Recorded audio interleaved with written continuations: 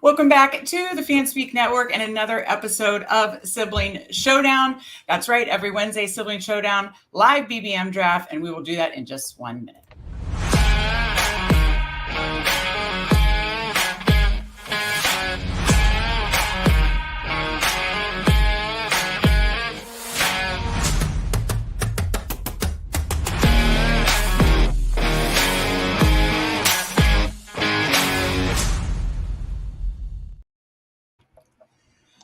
Happy Wednesday, another Sibling Showdown. Steve, we only have a few more of these. It's hard to believe. We are in the thick of it, trying to manage our portfolios, get in our last however many drafts in these next 3 or 4 weeks. It's exciting stuff. I'm, of course, joined by my brother, Steve, every Wednesday. Steve, how are you doing today? Doing good.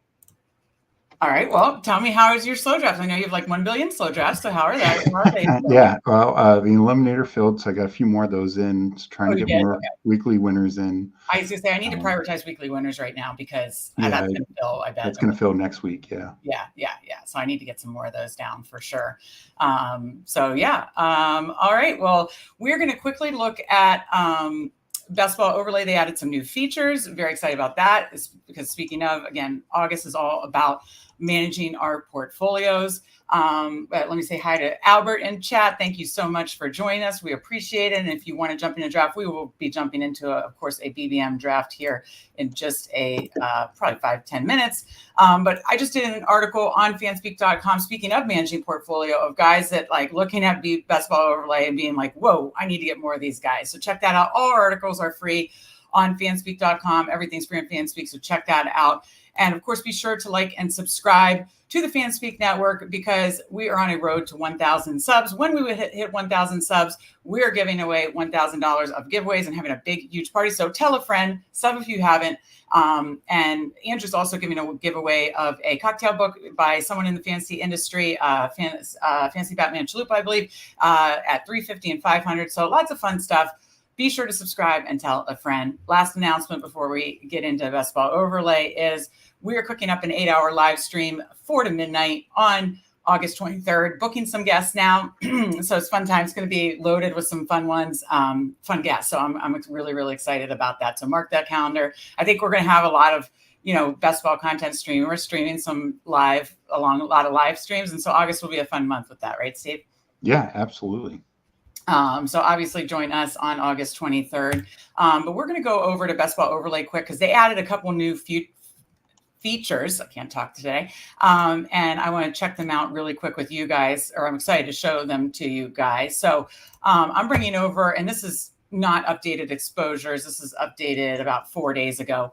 But as you can see, now, hopefully, they have now added in the portfolio management. You can obviously see exposure and see, obviously, on the right side, the exposure to players. You can type in a name, see your combinations, that kind of stuff. That's awesome. You can see the different types of builds you have when you type in a player. But they have added so many great features like playoff stacks. You can analyze your week 17 playoff stacks. Can you see that, Steve? Yeah. Yeah. So as you can see, I'm obsessed with the Dallas Eagles. I mean, I think it's mainly a product of, I like the Dallas and Philly offenses, but then obviously when I can get one, I try to get the other. So I've got 20% Dallas Philly as my most common stack. Then Detroit, San Francisco, of course, love the offenses. And, while it's more expensive, great stack, 14.6% there. And Buffalo Jets. I have a ton of Jets exposure, which you'll see in a minute. And of course, love the Buffalo offense. So those are my top 3 playoff stacks. So that's awesome. I think this feature is super awesome. Positional distribution by round. So you can see which positions you're hitting the hardest in each round. And as you can see, for instance, obviously quarterbacks go later, but I'm, really, while I am getting those round 4 quarterbacks like Hurts and Allen, sometimes Mahomes, that's the type of thing. I am definitely hitting the mid ranges hard. Obviously speaks to our 3 quarterback build where I also have plenty of red in the 15 through 18 round.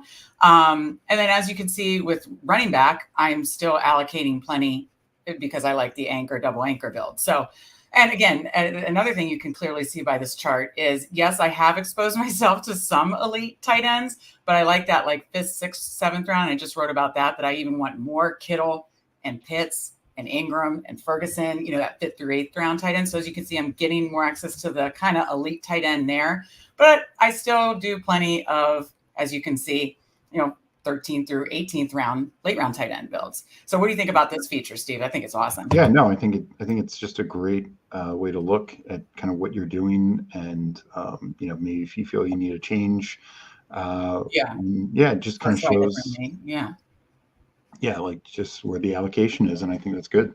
Yeah. And then finally, most targeted teams. And my three most targeted teams, to no surprise, are the Jets, because I have a ton of exposure to Aaron Rodgers and Conklin, and then Mike Williams at a cheaper price. And Garrett Wilson is one of my highest exposed round 1 guys. And then, I actually need more Breece Hall. I only have like 7 or 8% Breece Hall, so I want more Breece Hall. But Jets, Dallas, that's not a shock. I've been bullish on Dallas all last year, all this draft season, and Titans. I talked about how they're my favorite undervalued stack. But this was eye-opening because there's some teams that are, on the cusp of my top 10 exposed or outside my top 10 exposed that I definitely want more exposure to, like Green Bay, Chargers, Atlanta, Miami, Philly, Rams, Kansas City, stuff like that. These are things that it's, I know I'm getting access, but I need more. Or something like I wrote about, I want more James Conner and Murray. Well, I'm like the least exposed to Arizona right now. So I think that's a product of me not paying up for Marvin or Trey McBride much, but I need to get a low exposure to them, and I need to get a lot more exposure to Kyler, Connor, and all the other Cardinals as well. So this just makes you very cognizant of what you're doing, and because it's easy to just keep doing what you're doing. And I have no shame in my game about Jets, Dallas, Tennessee as my top 3 exposed. Love that. Totally fine with that. Love that San Francisco's in the top 10. But again, there are these offenses in this middle range that I want to get even more of.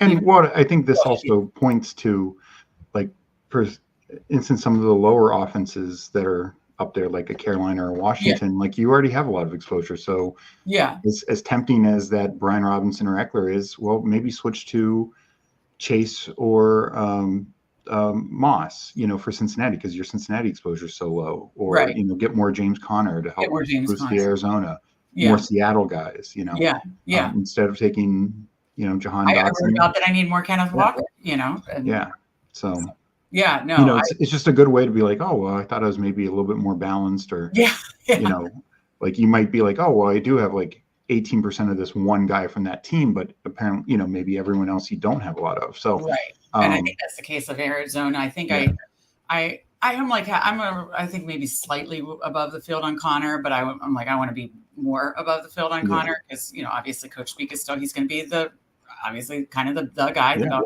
guy. And I want more of him. I've always been a fan of James Conner, and I want to go back to that well. So, and then Kyler, I just want to, second year removed off the ACL. I think, again, it's really been a product of that. I don't like paying up for Marv and McBride as much. And I need to do that a little more, but I need to also just, not be afraid to backstack Kyler or make exactly. Like, one of Michael Wilson or Zay Jones will probably be fantasy relevant. Yeah. Take a shot on him, Exactly. And, I think, like, if you only ever stack, like, for instance, Dak, I have so much, over 20% Dak. Well, if I only ever stacked Dak Prescott when I got CD, the guy ahead of him, CD Lamb, then I would only have like 9% Dak. And that's not what I want. I want to back stack. So, if someone lets Dak fall to me, if the Lamb person passes him up, I'm taking him, and I'm going to pair him with either Ferguson, if I can get Ferguson before, or Cooks right after, or, Elliott and Tolbert later. I don't care, or Redoubt,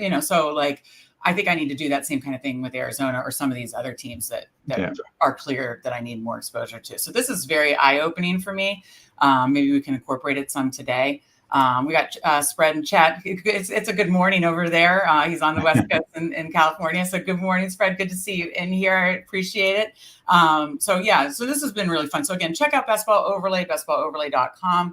Use code Fanspeak, and you will get $10 off per month, bringing it down to just $20 a month, which is less than the cost of BBM. And let me tell you, I made so many mistakes in my portfolio management this year, and I'm so excited to have this tool this year to do exactly what I just said. Look through exposure, playoff stacks, how I'm dispersing my round by round exposure, and then, of course, targeted teams. And then, of course, when you go back to exposure, then my combinations, making sure I'm mixing up combinations with some of my highest owned guys or my first round guys and stuff like that. So very excited to use this. If you have a big portfolio, I highly recommend you check this out as well. Again, code Fanspeak on Best Ball Overlay. So Steve, I'm going to bring over Underdog, and we are going to get ready to do a BBM. If you'd like to join us in, I'm actually going to join on my phone so we don't have any issues, but let me bring this over.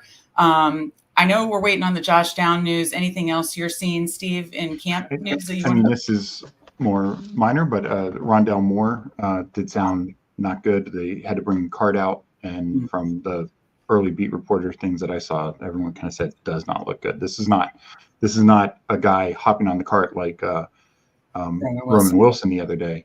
They needed the cart for him. Yeah, you always hate to see that. Yeah, I wrote that article. I mean, hopefully Downs, we get good reports on that. But I finished the article 1:30 a.m. of guys I need more exposure to. Josh Downs was on the list, and then I wake up and he had just he had gone off the field. Okay, so I am going to, if you are interested in joining us, I am entering in 3, 2, 1 on Best Ball Mania, and we have 11 spots to go. So let me pull this over. If you want to join us, there is plenty of room in this draft. Let me go over to active. As you can see, I got a couple slows going. All right, let's get in here. So yeah, we're still waiting on 10. A couple new tournaments released on Underdog today, so wouldn't be surprised if this is a slow fill because they released a poodle. Unfortunately, for my taste, I do like the contests that we were paid in each round. And I know you're only getting like your $7 back or whatever, especially it's important to me for the higher dollar contests like 25, 50, and above. But okay, you don't get your $7 back, but you're not paid until finals. You're not paid on semifinals either. But okay. That said, I will say the advance rate is excellent. So I probably won't max this one, but dabble. Go ahead. The first round only the top team advances. Oh, really?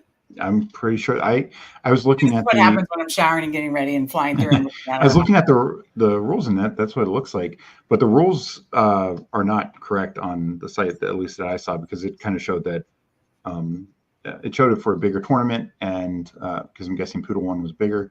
So I think the payouts are not right as of like 20 minutes ago. Oh, you're right. It is 1 of 12. Yeah. Oh, shit. Well, I'm not doing that one. It's 1 of 12, 2 of 10. Okay, so 1 of 12, 2 of 10, 2 of 9, and then a 120 final. So yeah, I'm not a math person. I'd have to like sit and analyze like the Poodle 1 versus the Poodle 2 and why I like the structure, but I certainly don't like 1 out of 12. Yeah. I mean, like, look, I get it. It's not that much different than 2 of 12, but I do think that it's tough to only have 1 advance in the first round. Especially when the other rounds are better advance rates. It's not like this is like the BBM or something like that. Right. So it's very weird to go from 1 of 12 to then essentially 2 of 10 to essentially 1 of 5. So yeah, so it's essentially really good advance rate, or not 1 of 12, then really 2 of 10, and then what? Then it's like, isn't it 2 of 9 or something like that? Yeah. Okay. Gotcha. And so those are great, but the first round is not fun. Yeah. Do I have all of them on the board? I'm just trying to size this right. Give me 1 second. Yeah. Okay. So looks like we got Noel Fan in here. Always love to see Noel Fan. Good to see you. Thanks for joining us. And it looks like that's the only one I recognize as far as names or people that typically join us. So Noel Fan at the 1 spot. We are at the 10 spot. Could Brees Hall fall to us? I need some more Brees Hall. So at least it's not the 12 spot. Everybody is not a huge fan of that, obviously. But yeah. Anyways, obviously, does the Christian McCaffrey calf situation make you want to do any more Lamb if you got 1, or are you still like not overly concerned and would take McCaffrey if you got the 1 spot like Noel Fan? Yeah, I'm almost always taking McCaffrey 1. The calf thing does. I mean, look, Lamb's still holding out. I don't think that's going to be a factor, but right. You can make that same argument for both these guys. And honestly, I'm glad that they're being smart about the calf thing. Just let them rest and do so good. Yeah. Absolutely. Okay, draft started. He goes McCaffrey, just like we talked about. I would still take McCaffrey at 1 as well. So what are you typically doing at the 10 spot, Steve? Obviously, you got to see who falls. I mean, as we know, I have a ton of exposure to Garrett Wilson. No shame there. Absolutely love that if he's there, because he has been going earlier, I think. Because sometimes he'd fall all the way to 12. I think now he usually does go in that 9 or 11 range. Well, especially with that Puka injury, that has Puka more sliding to the second round. And it makes the end of the first round even tougher, because it feels like you can make the argument for about 8 guys. Totally. Yeah. So I like guys like Garrett Wilson, Drake London. Well, Drake London, I assume you can get on the way back. So. Yeah. I'm talking about the 10th spot. Who else would you consider? Garrett Wilson, AJ Brown, and then honestly, I'd probably lean Gibbs or Barkley, even though sometimes Barkley slides all the way back. I just think those running backs are just so good there. I'm not taking them at 10. They're going to fall to 15. Not necessarily Gibbs. Gibbs has been going higher now. I mean, Puka is no longer in the first round. I'm saying who are your top targets with Puka sliding out at 10? So if Breece Hall fell, Garrett Wilson, AJ Brown, would those be the main ones, I assume? Yeah, but they might all be gone through 9. Is the thing. So, let's look at it. So, I mean, not really, because unless someone let Bijan fall again. It's Breece Hall, AJ Brown, Garrett Wilson. So one of those 3 are going to fall to us. So we don't have to make a decision. That's the good news about that. Unless somebody does something weird, like letting Bijan or Amon-Ra fall. Damn, I was hoping Breece Hall would fall to us. I need some more Breece Hall. So we'll just take whoever is left of AJ Brown and Garrett Wilson, right? Yeah. Okay. Yeah, the other ones, it's just, that's why I hate the 11-12, because you can let some of those guys fall, you can pull a lot of guys up now. Like I'd pull Debo up. I'd pull a lot of these second round guys up at the 12 turn, but I'm not pulling them up to 10. So that's why it is good. Unless somebody does something crazy, they go Wilson. So we'll go AJ Brown. And then at 15, this is where it gets interesting, because, I'm not as interested in Puka. I kind of just see who I like most that falls. So, you mentioned Gibbs. I love London, as you can see, but I only have 11%. It's not like I have a ton. So I'd actually like to get more than that. Debo, I have 15, want more of that. Collins, I have 11, want more of that. And I've heard a lot of cases for Jalen Waddle should be going higher. What I will say is I need more of that. Go ahead. What I will say is, you just talked about wanting more Kyler. I mean, this is the time. Marvin Harrison, take him. And yeah, if he falls to 15, I'm not comfortable. Well, he did not. No, I'm not comfortable taking him at like the 12 turn necessarily, but if he's falling to you at 15, and I totally get the Debo at 13 now with the IU potential. So totally get that. So here's the decision at 15. I really do need more Waddle. Do I grab Waddle here and want more Dolphins exposure to our earlier conversation? Need more Atlanta exposure, want more London too, and love Nico too. I mean, Gibbs is, I only know I have 7. That's more a product of, I think I like the other first round running backs and the other second and third and fourth round running backs a ton. Gibbs goes anyway. So we're to these 3. I'm leaning with London just because I want more than 11%. And sometimes he doesn't fall to 15. What are your thoughts? Yeah, I'd go London. Okay. So we start AJ Brown, London, and I'm going to pull over. Let me bring over the board. I'm going to look up as we are waiting to see how much AJ Brown, London I already have. And also, coming at the 3-4, 4, that's kind of the area where you can get Hurts. So you could do a elite quarterback build here. So you could check and see what your Hurts, Brown, and then throw London in on the mix exposure. Yeah, so I'm on Best Ball Overlay. And again, there's a few drafts. This was from a few days ago. But of the completed drafts from a few days ago, I have 1 AJ Brown, Drake London start, and I did get Hurts in that, and I did do Jacob. So I would not like to carbon copy that part of it. The top 5 picks were AJ Brown, Drake London, Michael Pittman Jr., Josh Jacobs, and Jalen Hurts. So, well, in not that exact order, but you get it. So, I'm fine with Hurts in the 4th. I wouldn't mind getting Pacheco if we can get Pacheco, because this is, let me see. I believe this is the better range to get him, right? Yeah. Sorry, let me size this a little better here.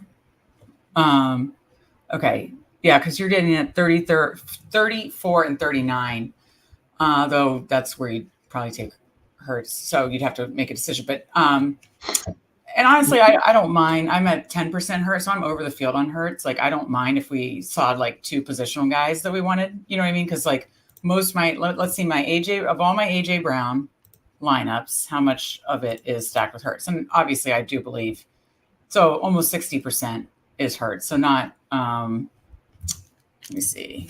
Certainly not all, because it doesn't always fall back to you. So. Yeah, I'd like it, but if we absolutely love 2 positional players, I don't mind stacking something else either. Obviously, a Cousins stack later is in play. So, I'm just obsessed with getting more Pacheco right now because I just see his price potentially going up throughout August. And this, there are only certain ranges you can. It's hard for him to like fall back if you have an early pick.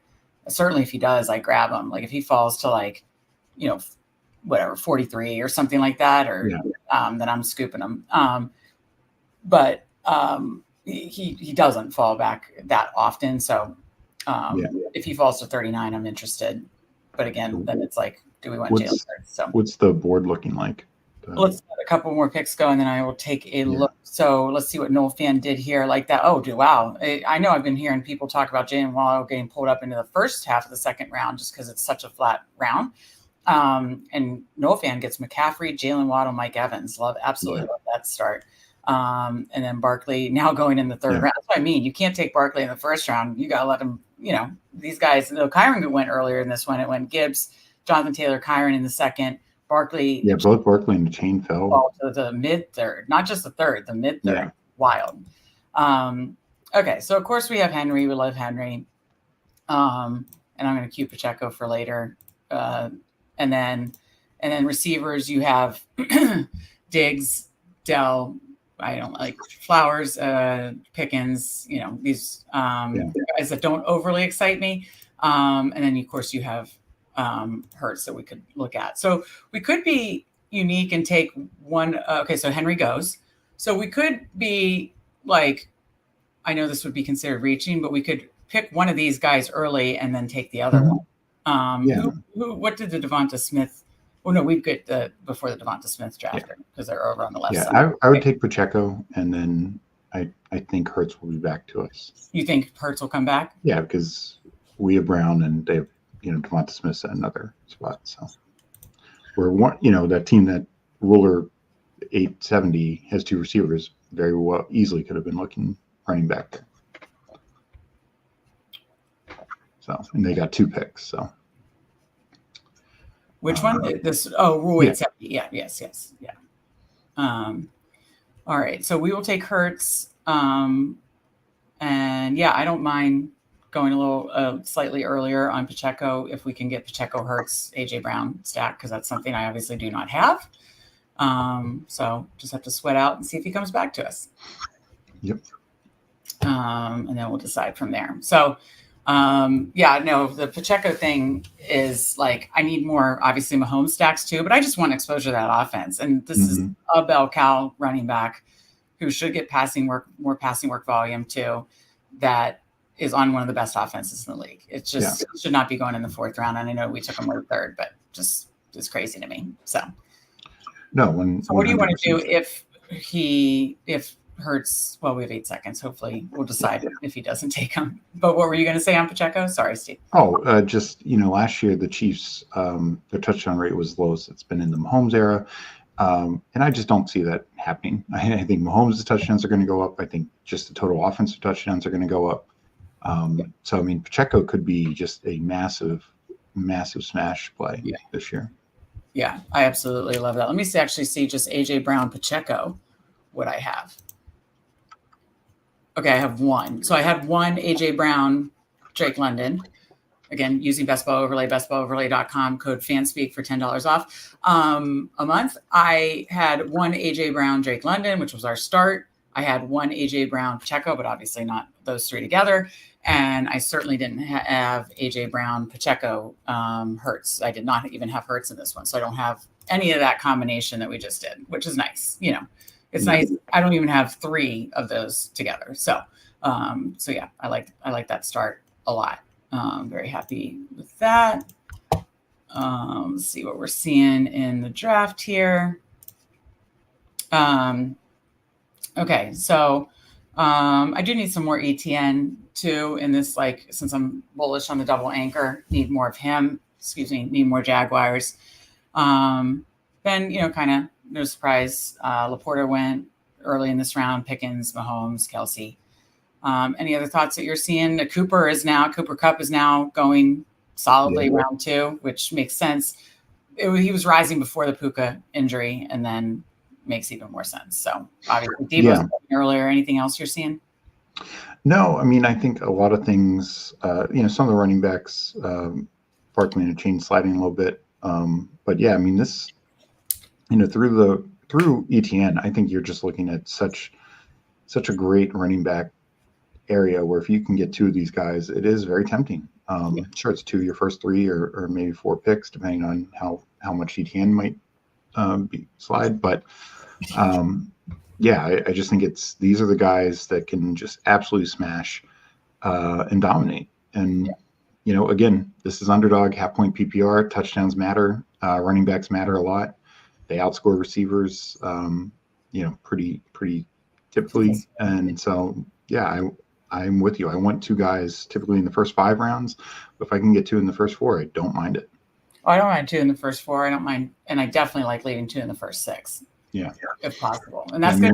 If I'm not taking a quarterback, I want to be 2 and 3. You know, 2 running backs, 3 receivers in the first 5 rounds.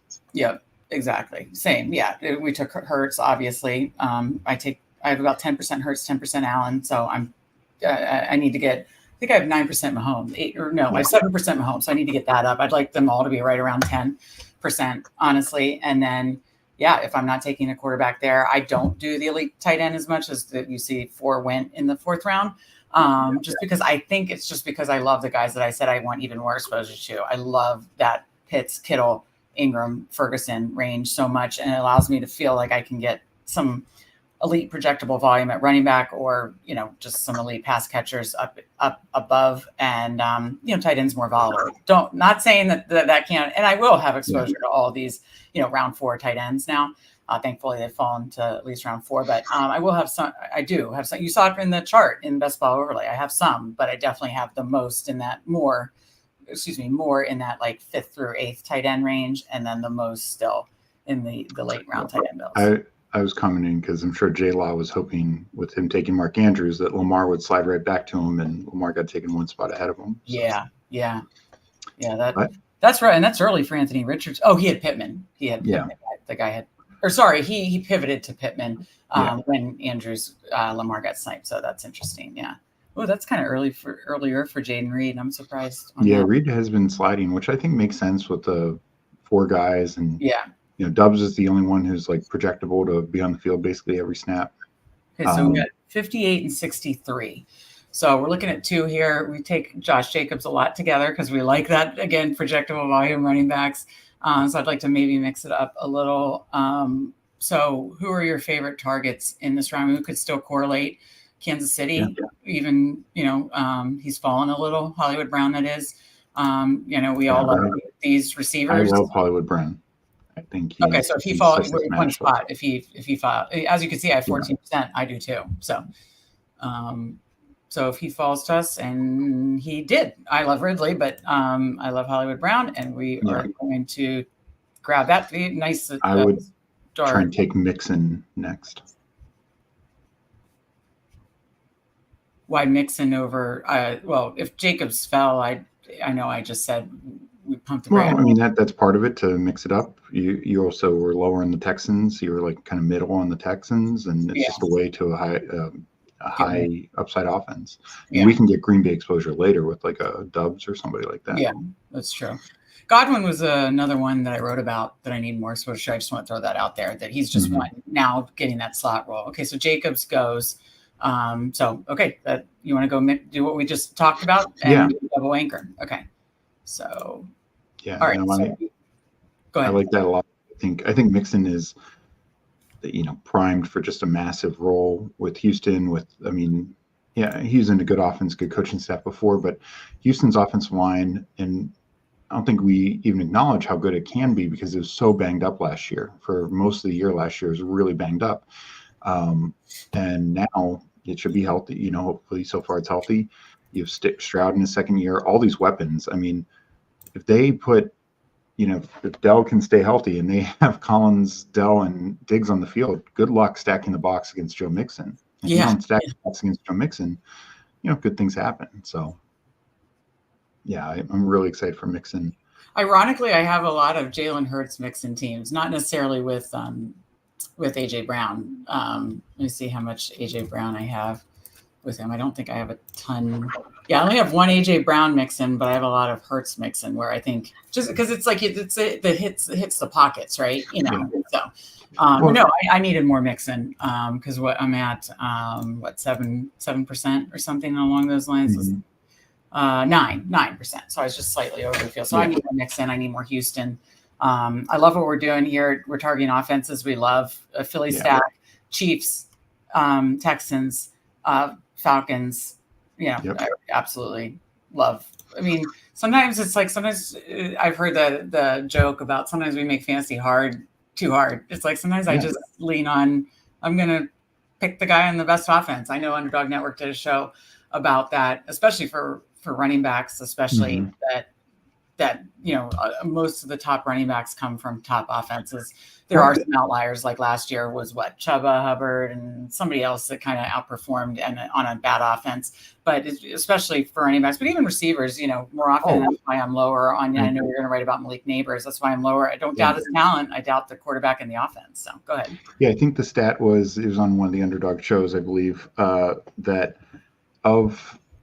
And it was a little subjective. They named like 5 offenses or whatever at the bottom, or the 5 offenses at the bottom, and none of those receivers I think finished in the top 20. And it's like, even if they're a clear number 1 on that team, it's impossible. It's next to impossible. Right. Just like look at, everyone hated him last year. They hate him again this year. Adam Thielen, he was finished wide receiver 25. In half-point PPR, and it's because he only had 4 touchdowns. He had the yards, he had the catches. He only had 4 touchdowns because they only threw for 13 on the year. Right. And like 5 of those were Andy Dalton last year. Okay. Like that's right. I forgot Andy Dalton played a couple. Yeah. Yeah, and that was actually like 2 of his best games, or like the half a game that Dalton came in, the Dalton's full game were like 2 of Thielen's best games. Yeah. Because the offense was a little bit more functional. Yeah. Look at there goes at the 7 turn. Kyler Murray and James Conner right back to back. That's what I need to do. And as you can see, one was okay. So Kyler was McBride, but and that's the thing. Like, and McBride doesn't always come back to that turn area that Noel fan got him, which is maybe why he So that was Noel fan. Very nice start for Noel fan. Just a point, and then we'll look at the board. He gets a following Jalen Waddle, Christian McCaffrey, Jalen Waddle, Mike Evans, Trey McBride, Christian Kirk, Deontay Johnson, Kyler Murray. I love that story. You get a anchor running back, the best running back in the league. You still get a high tight end, high quarterback to, if you only need to go 2 at those positions, or, even if you go 3, you can now take those guys later. He could obviously bully tight end or something like that, but it just gives him a lot of optionality. And a really strong receiver room. And there's still plenty of good running backs to fill out that room as well. So if Ingram's still there, I'm interested in that. He's one of the ones I wrote about needing more. Nope, he's gone. If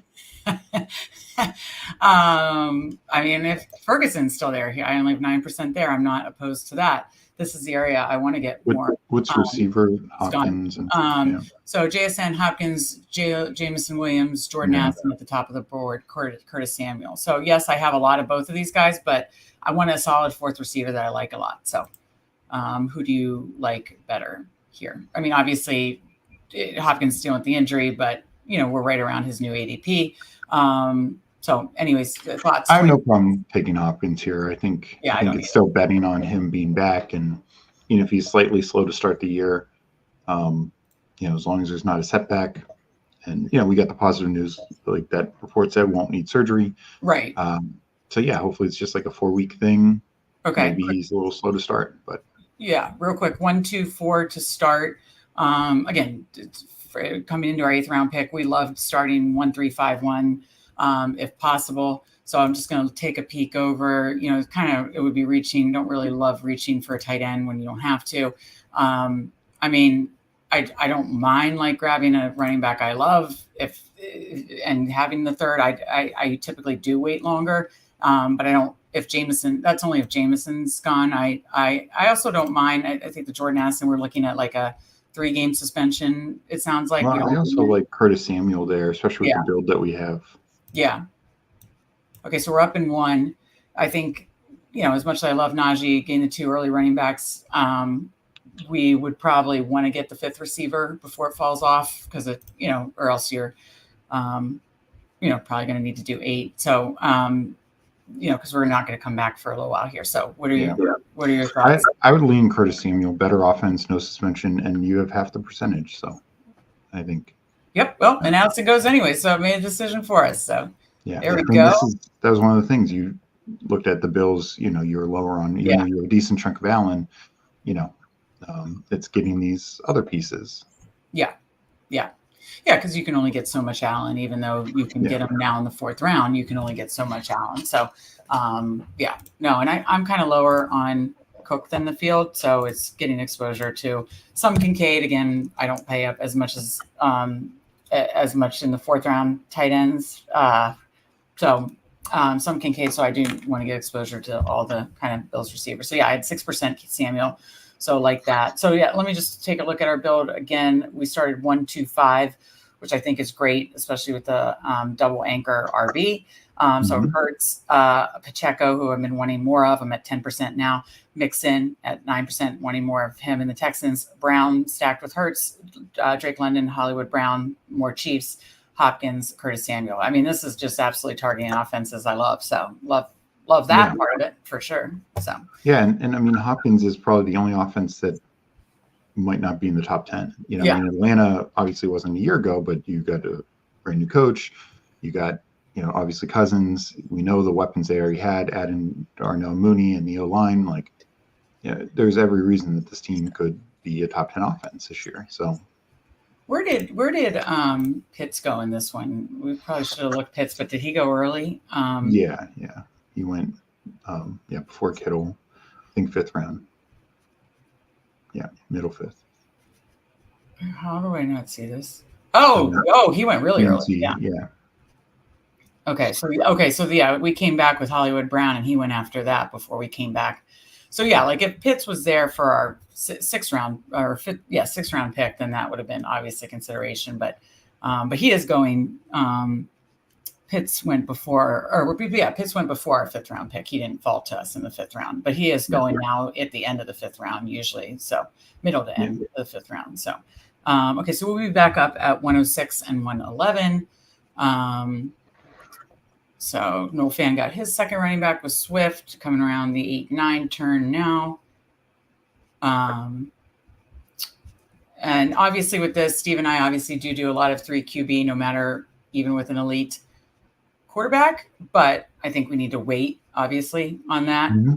That's, we make sure our total draft capital isn't excessive with doing 3 quarterbacks. So we'll probably wait on that. So what do you think to get the 1-3-5-1, you think like a running back tight end would be ideal in the same area? Yeah, I mean, if the right tight end's there, definitely a running back, maybe even 2 running backs to, depending on how it is. If a receiver, because you and I talked about that too, that we don't mind if the value's there, getting like 1-4-5 and then doing more of a late round tight end. Yeah. So, yeah. I mean, I think the way you and I build is we're building, and I know Sam Sherman talked about it with us last year, and talking about how the running backs in half point PPR can basically usually outscore than receivers that people are drafting above them typically. So, and especially with the way the pricing is now, I think it's going to be optimal to have the running back hit the flex, and we are building with the idea of the running back hitting the flex basically. Yeah. So we just are looking for basically 3 running backs a week and 3 receivers a week. So that's why if it fell right, like if we didn't love a tight end here, we could go running back for sure. Because we're obviously, like I said, waiting on quarterback. Because this is a range. You saw Dak just go. Jordan Love went late the round before. This is a range where I do target quarterbacks, but that's when I'm targeting a quarterback 1, to get Jordan Love or Dak as my quarterback 1. So obviously we already have Hurts as our quarterback 1. Okay, so we're up in a couple. Let me go over to the board. So just taking a peek at tight end. I don't have much Njoku, so I would throw him out there. Goddard, obviously, is in the comeback pick. In the comeback pick, I'll queue both up. Just want to take a peek at this. I mean, I do love Brandon Cooks. I'll throw that out, but I don't think we need to force that. And then, there's plenty of running backs that I'm open to here. So I'll just queue up. I mean, I know we already have some Tennessee, but I'd probably go Pollard. You want to go Pollard with this first pick? Yeah. Okay. Yeah, I think it's important to get a third one that we really like. 6-14, so it doesn't have any bye week conflict too. So where Brian Robinson is 14, same as Mixon. Yeah. Yep. Okay, so we won't do the handcuffed Pollard Spears. So I put that out. So it's really deciding here at 111. Obviously, if Njoku fell to that, I think that's a good fall. Do we have any Dallas? Oh, yeah, we have Philly. So, or we could add to the Philly stack too, like you said. So, I mean, honestly, as much as I would be open to a 4th running back, I do think we have 2. I think these tight ends are the ones that I was hoping would be there. I thought Goddard won. I'm sorry. And then I was going to say, if they both went, Njoku just goes. He's probably not going to go Goddard. We could also consider Brandon Cooks as a run back, but we could also get a later run back too. So would you rather Goddard or Brandon Cooks? I think go Goddard. Build that Philly stack. Goddard, these last 2 years with Hurts, missed like 3 or 4 games, maybe 5 games one of the years. But when he was on the field, his production was much better than people realize. I think 2 years ago, his points per game were like, especially if you discount the game that he got injured in early, his points per game were like tight end 3 or 4. Last year was like tight end 6. So, I mean, we're getting him as tight end, whatever that was, like 12. So, I just think the upside is there. And again, we're building that stack out. Right.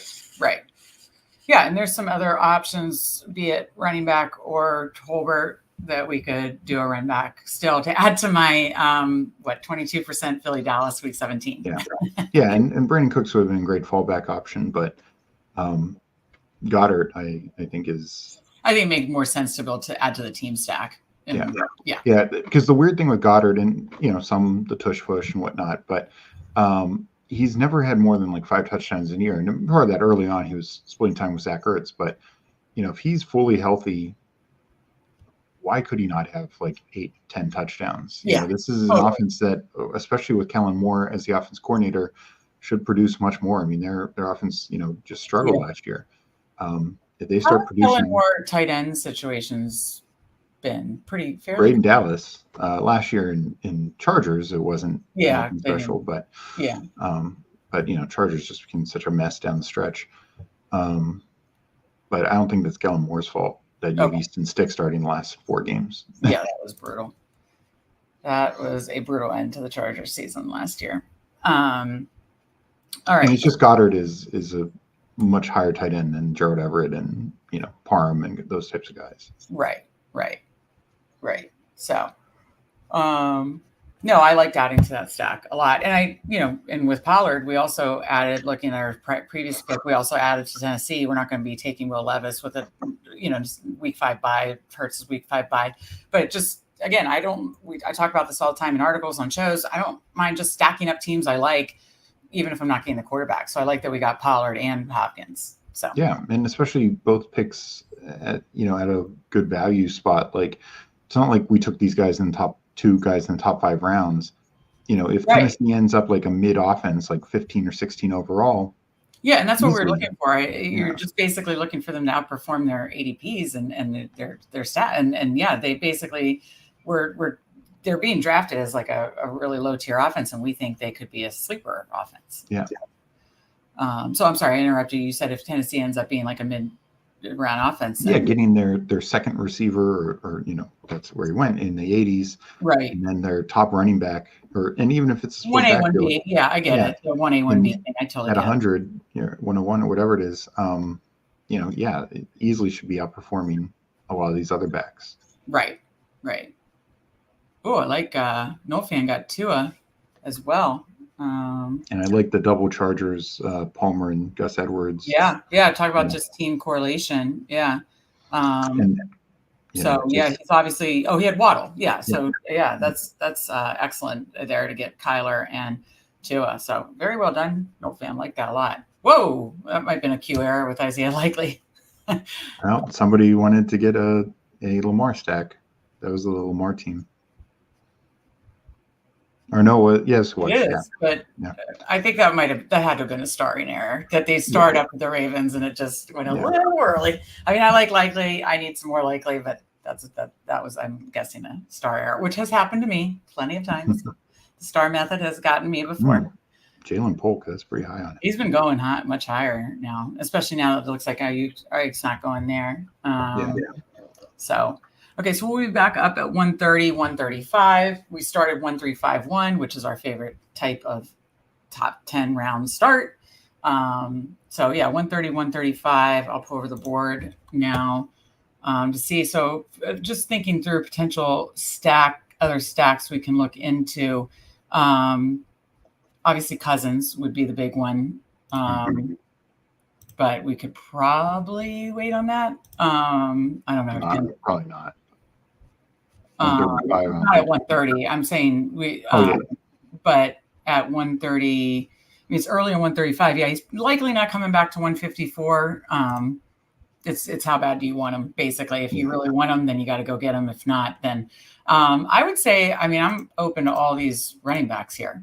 As you can see, I have equal percent of Ford and Chubb, which I like. Here's my stand on Browns is, yes, I know they are built to be pass happy and high paced and all those things, but I still I don't trust Deshaun Watson, so I'm leaning into the running game still. And I have 13% of both of them. So with this next pick, I say we go 1-4-5-1 to start. This is because we're going to stop at 5.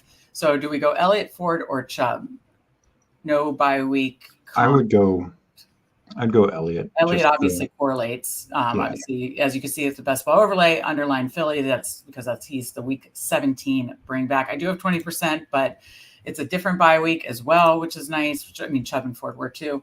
But it's, tiebreaker it's the bring back there. And again, it may gross some people out, but he is going to be likely the goal line back and get a lot of those high value touches for the Cowboys and on a likely top 5 offense. So don't mind that. I just want to quickly take a peek at what the Pitts drafter did just to see. The TM they took Jaden Daniels. So like if we let it fall, I don't know that, he may or may not. It's just how bad do we want Kirk? He might take, I don't think he's taking Kirk at his next pick, but 140, he has 145. That's right at Kirk's ADP. So 2 picks from now, he could take him. Right. So how bad do you want Kirk? Like at this point in the 12th, 13th round, I will say if you wanted to be done at running back, we had both Browns running backs fall to us. So I'm fine grabbing that, being done, and have a really strong running back room, finding out the back. We do have Hurts. So I don't know let's go running back here and just bully it, bully it a little bit. We're done. So, I mean, I think to have Chubb as your 5th running back is pretty freaking awesome. Yeah. And I think this is the type of build you do it in because you have. Yeah, exactly. Sure, there's a little concern about Pollard and Elliott, but both are going to be on the field. Both should have value. Maybe they end up more floor than ceiling guys. We'll see. Yeah.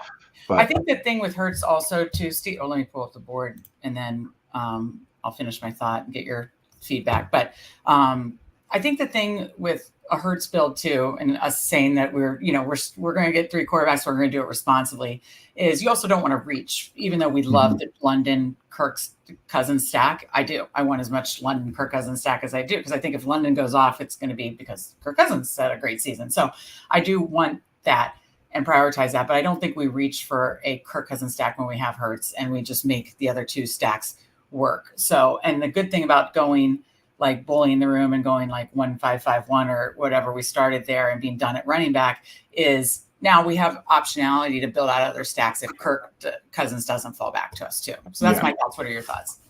No, I tend to agree, because we spent so much on Hertz. Now, had we been more mid round, like Jordan Love, and I would have forced the Cousins stack.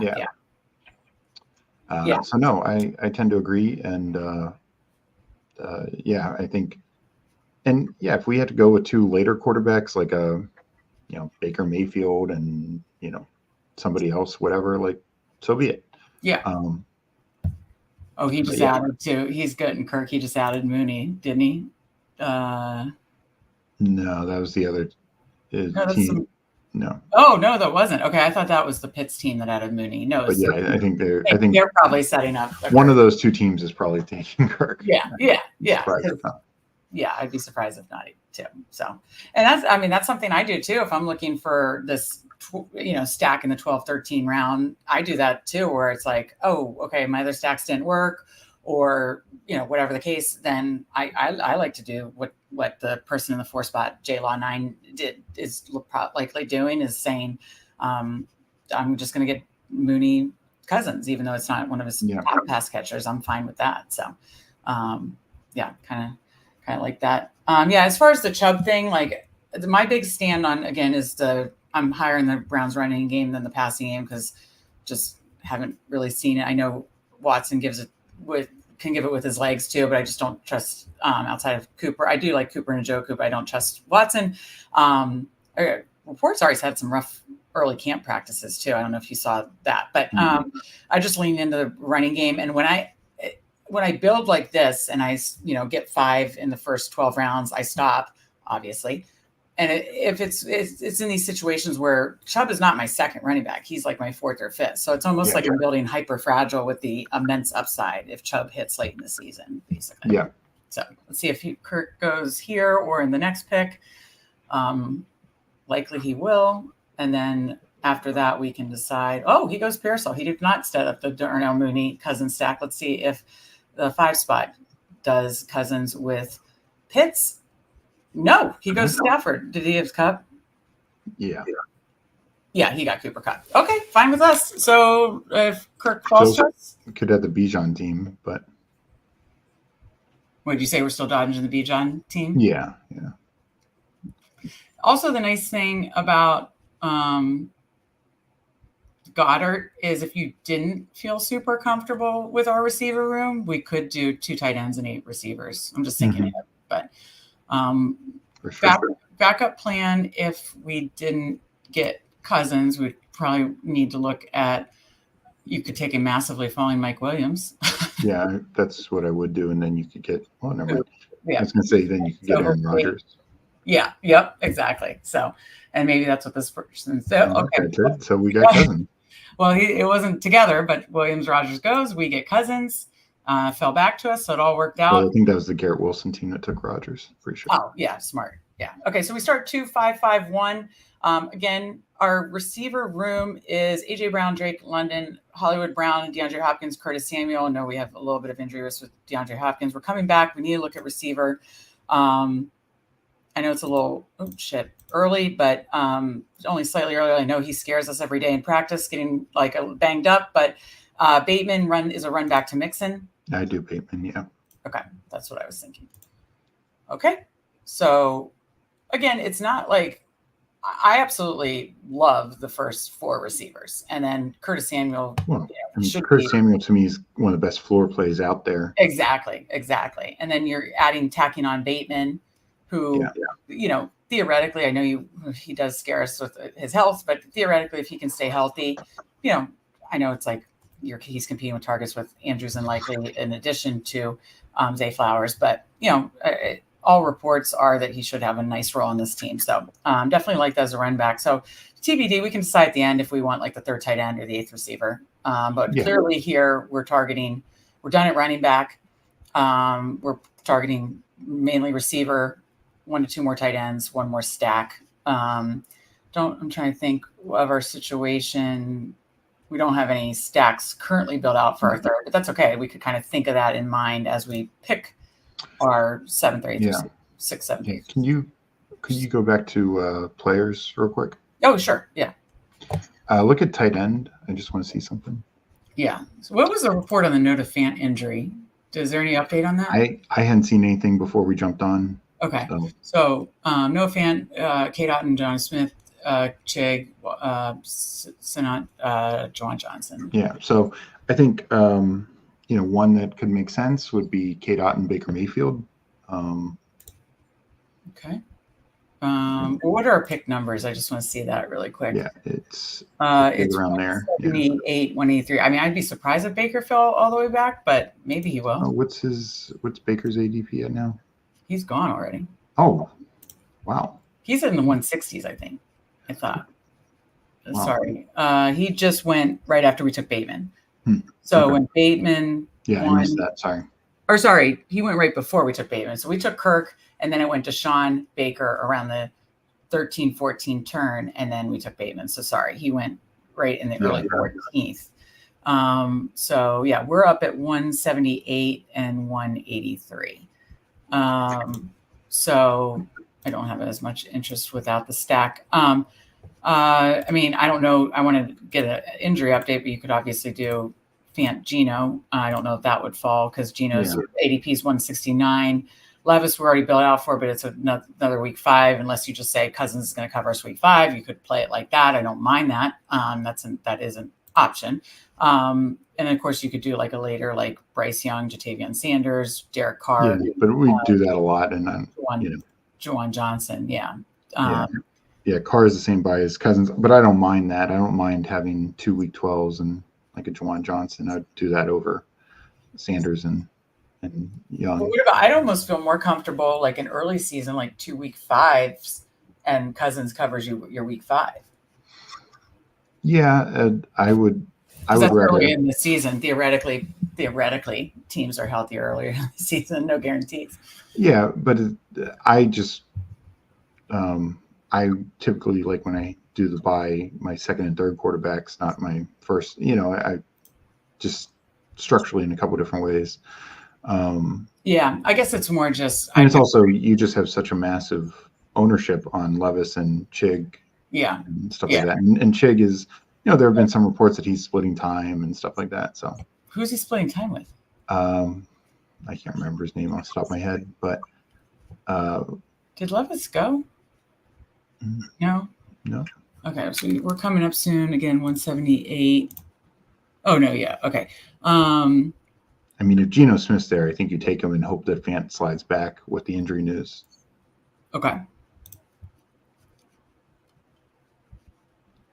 Yeah, because there's really nobody else to stack Seattle with. Yeah. But the thing is, Geno also, he's got some rushing upside. 2 years ago, people forget in the year that he was really good at fantasy. He had almost 400 yards of rushing. So, Did he have any rushing touchdowns that year? I think only one. But, I mean, rushing touchdowns can be very fluky with non-tush-push type guys. I know I have low exposure to this, but is it like just the falling Geno value too? Like you're getting him around later? And exactly. I mean, the low exposure, I think it's a great way to make your lineup more unique. I just want to throw in, since we do need to prioritize getting 1 or 2 more receivers, throw in receivers to keep an eye on that we like, essentially. Okay, we're on the clock. Levis went right before. Do you want to do Geno and then hope Fant? Yeah. Okay. I do Geno, and I think maybe you one of these guys. You get an update on Fant. What does this say? Let's see. Left Tuesday's practice with a foot injury. Didn't speak with the media after. Remains to be seen. Cost how much time it will cost him. So no update here, which was 4 hours ago. I think it's still worth taking. I Just mean, the and then upside. we could do a third tight end too. Yeah, Just absolutely. Yeah, I think that makes it, we're doing three tight ends, but I think the yeah, receivers are so strong, we should do three tight ends. yeah. Um, Okay, one more, and then we'll take Gino, and then we'll focus on receiver, last tight end for the last two picks, basically. So I think it was good talking through. That was a good exercise talking through how we wanted to stack out that it was likely with the tight end position, yeah, and I needed more Seattle, anyways. So if this works, I I'll do be happy. worry this guy's going to take him, but Yeah.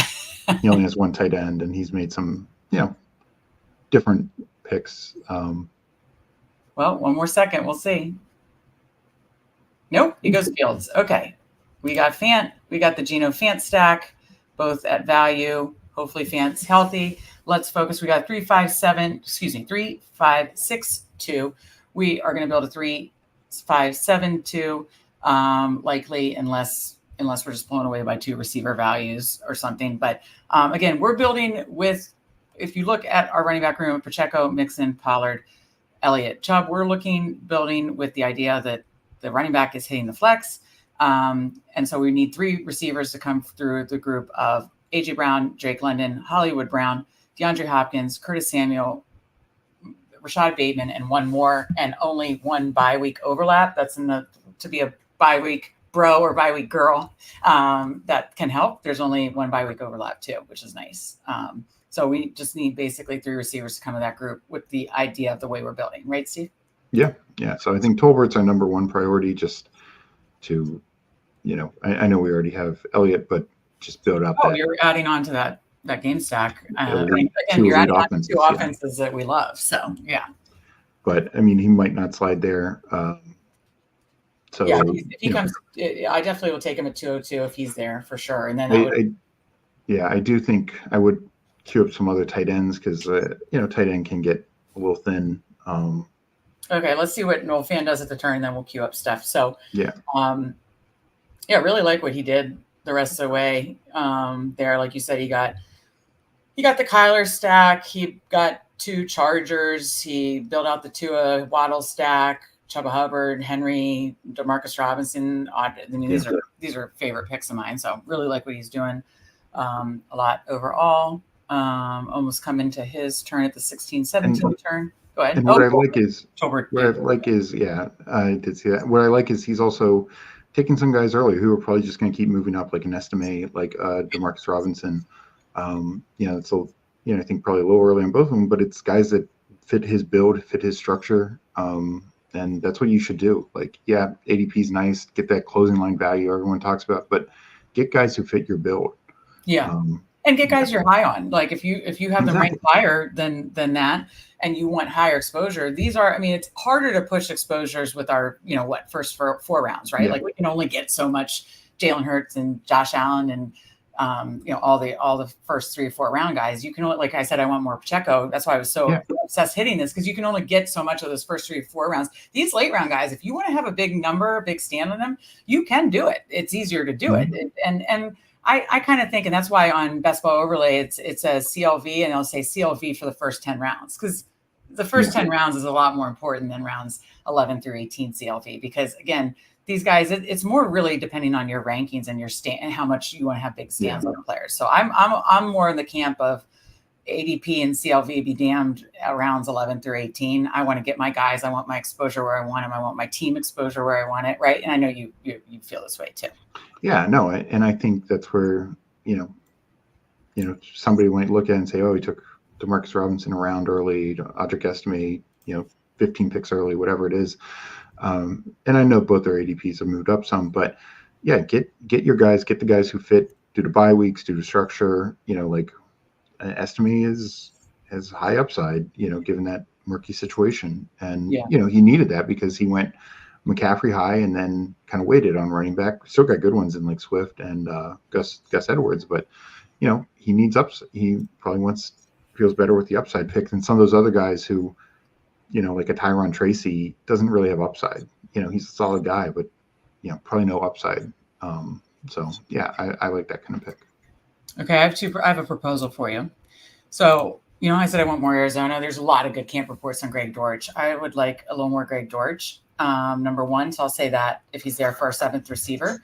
Also, the bye week conflict further is great. Doesn't conflict. Number 2, I would be totally interested in a 0. I have 0 Zach Ertz in, as you can see, Best Ball Overlay is telling me there's week 16 correlation with Philly, week 17 correlation with Atlanta. He's also going to be likely a sub 15% owned player because people are grossed out and think he should be in a nursing home. So screw that. I say we go Greg Dortch and then get a last round Zach Ertz. What do you think? Yeah, I mean, I'm not as high on Greg Dortch. Well, I want more. So is it okay? Are you fine with that? Yeah. Again, we just talked about pushing exposures. I talked about wanting more Cardinals. He's getting a lot of good camp reports. And again, it's not the videos, it's the coach speak, which I am going to tease. One of our guests on August 23rd is Greg from Coach Speak Index. Super excited to have him on. That will be a thrill to talk to him. I mean, absolutely amazing site that he and the Twitter follow. I mean, just absolutely amazing. So no, Zach Ertz is having a great camp. And speaking of Coach Speak, all Coach Speak is, Zach Ertz, not just the whole depth chart thing, which I know can be fugazi and stuff like that. I mean, literally Zach Ertz is the guy, that's tight end 1 and should be as long as he stays healthy. And I know we worry about old people staying healthy and that kind of stuff, but he's looked great in camp and, is getting a ton of good coach speak. So he's going to be, I think people are so grossed out by him, unless he gets massive coach speak the rest of the way. I think he's going to be sub 15% owned. Don't you think? I agree. I mean, I don't think I've never seen a draft with him touched. And this is my first share. I've queued him up a couple times, especially in these Atlanta stacks. But I haven't taken him. And the fact that we had a Philly and Atlanta stack, I was like, this is perfect time. Yeah, I don't think I've taken him in any of my BBMs, but I'm behind on BBMs right now. But in some other things, I've taken him in the 18th round because I agree. And I mean, I've just never been on Sanad, and I know Sanad's fallen 4 rounds, but it's not enough. I mean, there's a real chance Sanad is just like a 20% player, playing a little hybrid fullback, H-back. Do you think I know that he gets compared to both Kittle and Juszczyk. Do you think it could be he could start his career as a Juszczyk and work his way into a Kittle situation? Yeah. And you see his career arc? Well, and that's my guess because, Washington still is John Bates and stuff like that. And Bates is good blocking tight end. They need 2 tight ends out there. Maybe sometimes it's Sanad over Ertz on runs and stuff like that. But I think that Sanad is going to, unless Ertz does get injured, I think it's going to be hard for him to really crack a high percentage of snaps. And Sanad's still getting drafted. He was 16th round. He's still going. Yeah, he like you said, he fell 6th round. He's going in the 130s or 140s. I easily would have taken Parkinson, Chig, Juwan, Ertz, all these guys. Yeah. I mean, even Noah Gray makes more sense.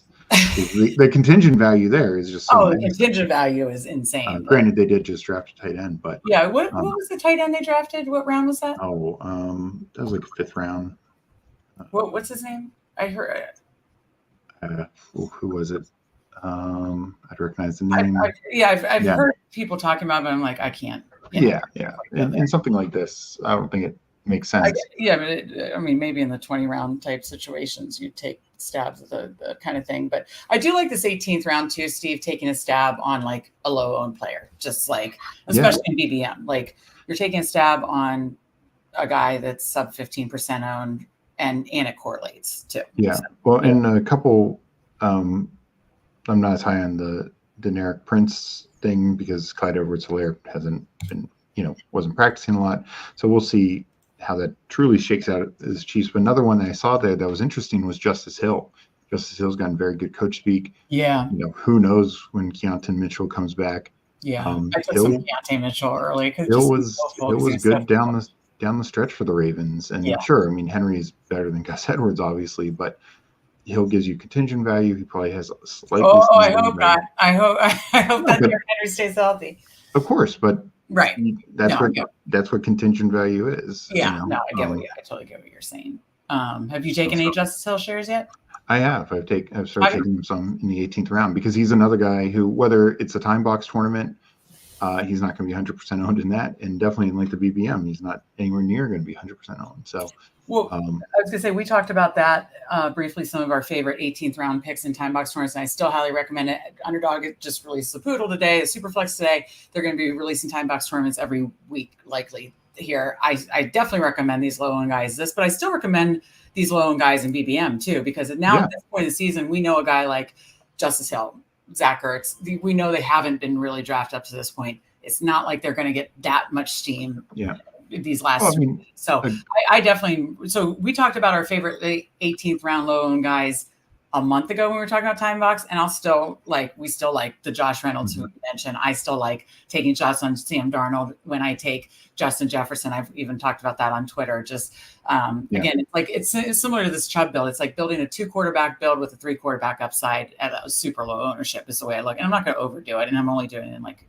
Viking stack. So those were ones we talked about. Who are your current favorite 18th round, potentially sub 15% owned guys that you're hitting now in August? Yeah, well, I mean, still some of those guys like Josh Reynolds, Odell Beckham, who's sliding back because he's not practicing. Well, guess what? If he plays, look, he was good with the Ravens last year, good a couple years ago when he was with the Rams. So I still like him, especially now. You're not concerned he's. Or you could. What do you mean if he plays? Like he might start in the pup. Yeah, he might start in the pup. So, but I don't.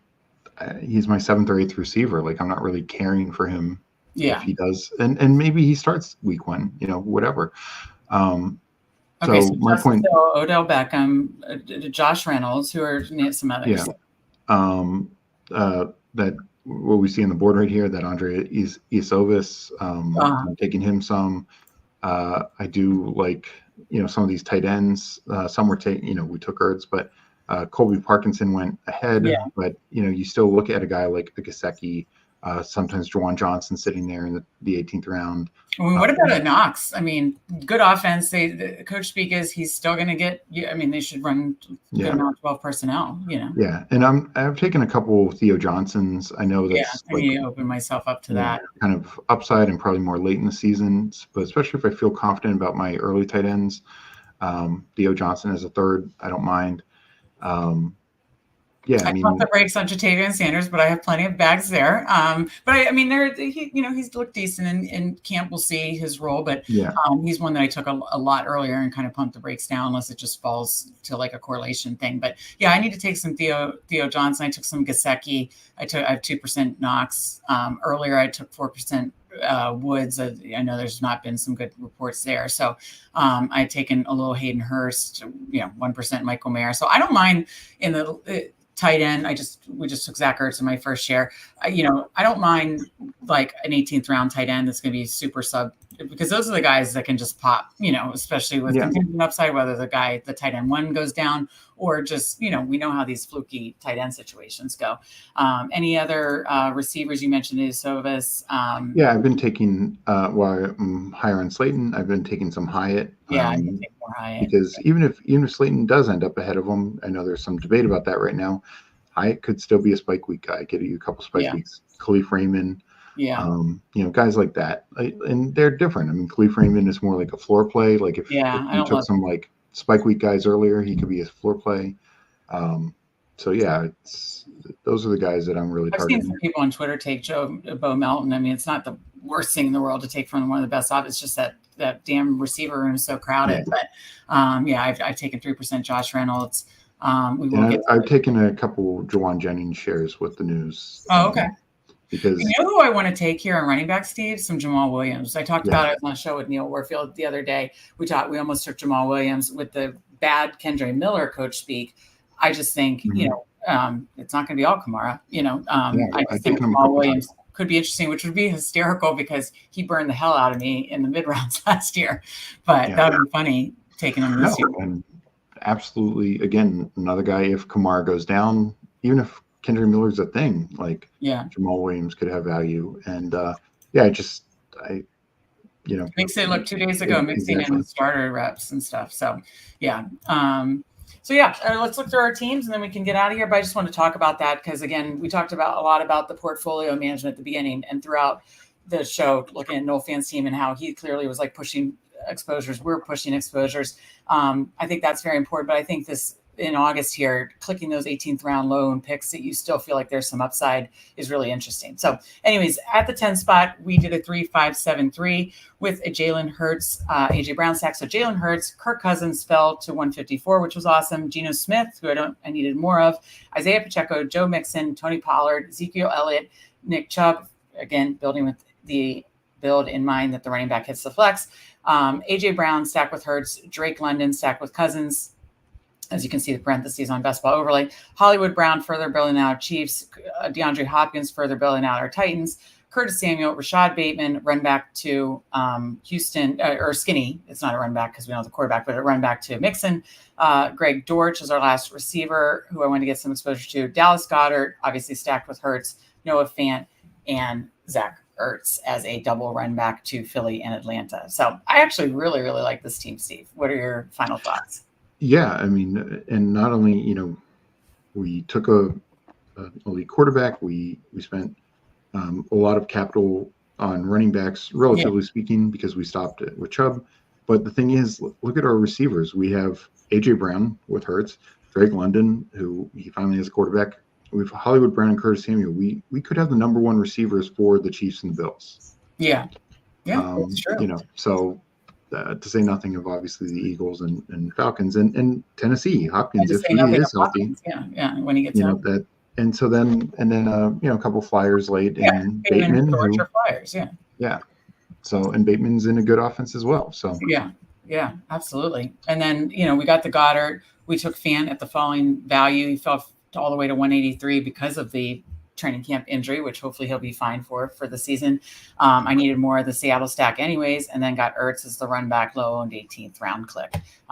Again, if you read Coach speak on Ertz's camp, he's again not in the nursing home yet. So, well, and just for an example, I've given this before, but my highest drafted team in BBM or regular season team in BBM, which last year there's a regular season prize. And I was decently high. I can't remember exactly where it was, but I had a week where I didn't have a tight end because Pat Frymuth, it was 2 tight end build. Pat Frymuth was not back, and from injury, and my other tight end was on a bye. I think it was Cole Kmet, if I remember correctly. And honestly, Frymuth, because of his injury and poor quarterback play through much of the year, I essentially had a 1 tight end team that year. Who was the other tight end? I believe it was Cole Kmet. Oh, Cole Kmet. Who was good. Who was a top 10 tight end. But point being is if the cards don't go our way and Fant's hurt and Ertz is either splitting time or just not effective, we have Dallas Goedert. I mean that's exactly good. Yeah, absolutely. Again, we're anchored by Dallas Goedert and those other two. I think it's a good tight end room. So. Yeah. So Noel Fan said, great drafting with you guys. You drafted a great team. You did as well. We're going to take a look at it right now. So thank you again for joining us. Noel Fan, he drafted from the 1 spot, 2, 5, 8, 3. Kyler Murray, Tua, we talked about that. And he got both quarterbacks stacked as we saw that playing out, and love that. Obviously anchored by Christian McCaffrey, DeAndre Swift, Gus Edwards, Chuba Hubbard, Audric Estime. He stopped at 5 because he got 5 in the first, he stopped, he was able to get it in the, what was that, like the 14th round or something like that. So round, yeah. So, I like that running room anchored by McCaffrey. And then he got Waddle, obviously stacked with Tua, Mike Evans, Christian Kirk, Deontay Johnson, Josh Palmer, Demarcus Robinson, Troy Franklin, Johnny Wilson. That's a low loan pick that Neil and I made together that I like a lot. Trey McBride, Hunter Henry, Jonnu Smith. The only comment that I would say is with that tight end room, McBride, Henry, I wouldn't have minded a 6th running back, but he needed a stack. He was going for the Jonnu stack. Sorry. He was further building out. He had Waddle, but he's further building out stack. So I don't mind that. All his tight ends correlate. Trey McBride stacked with Murray. There's some running back to Arizona with Henry, and Jonnu stacks with Ottawa and Tua. So no, I like that a lot. And then the Johnny Wilson click, like I totally get that. There's good coach speak on Johnny Wilson potentially being the wide receiver 3 in Philly. Contingent value if one of those receivers, hopefully not AJ Brown in this draft, for us, goes down for any period of time, there could obviously be a lot of contingent value for Johnny Wilson. So that's another 18th round pick that I don't mind at all. So I like this team a lot. Noel fan, very, very well done. Any thoughts on that, Steve? Yeah, and like I said, and I was a little off on the Demarcus Robinson. I didn't realize his ADP got into 170, but he took guys a round and a half ahead of ADP, estimate Hunter Henry. But it's like, get your guys. Like, don't just be like, oh, I can't do this because of ADP. I think that's what you do. You find the guys that fit your build, and you take them. Yep, 100%. Yeah, and there's obviously week 17. He got some obviously correlation in multiple weeks, but Demarcus Robinson's week 17 run back to Arizona. Deontay Johnson's week 16 run back to Arizona. So got Hubbard week 16. And then McCaffrey week 16 to Miami. So yeah, definitely got some nice bring back correlation too. So no, like your team a lot. This was fun. Steve, any final thoughts before we get out of here on another weekly Wednesday BBM Sibling Showdown live draft? No, I thought it was, we did a Hertz Brown build, which I think we've done before, but we definitely did it differently. The way we did the running backs and all that kind of stuff. Yep, absolutely. I loved our team. I love Noel Fan's team. Another fun draft. We're in the crunch time. Use that bestballoverlay.com. Use code Fanspeak. Get $10 off a month for just $20 a month to help manage your portfolio. We appreciate you joining us. Stay tuned tonight. I believe they're going on around 10. So they're going on Wednesday tonight instead of tomorrow night.